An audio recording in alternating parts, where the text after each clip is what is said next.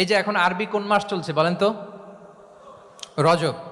এই রজব মাসের ২৬ তারিখ দিবাগত রাত্রে আল্লাহ রাসূল সাল্লাল্লাহু আলাইহি ওয়াসাল্লাম ঊর্ধ্ব জগতের একটা ভিজিটে গিয়েছিলেন। আমরা জানি না সবাই?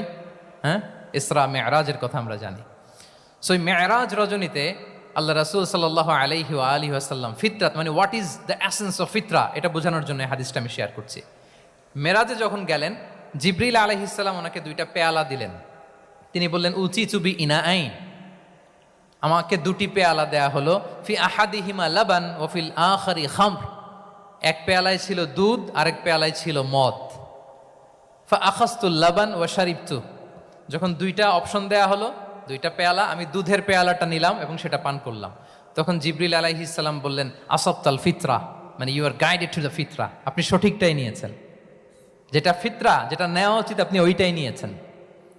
তাহলে এখন আরো সহজ হবে, যদি 2টা পেয়ালা দেয়া হয়, একটা মদের পেয়ালা আর একটা দুধের পেয়ালা, তো আমরা নিব কোনটা বলেন?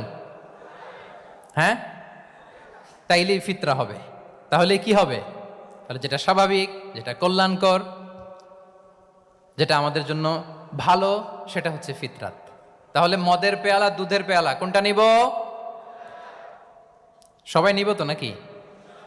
আমাদের রুচির যে দুর্ভিক্ষ চলতেছে, অনেকে মদের পেয়ালাই নিয়ে নিবে, আছে না একদল? তারা কি করে? ওইটা চুজ করে ফেলবে। এবার বলেন আমরা কোন পেয়ালা নিব, মদের না দুধের? আমাদের ঐতিহ্য, আমাদের রুচি, আমাদের মূল্যবোধকে ধ্বংসের যত আয়োজন দরকার সব সেটআপ চারদিকে আছে।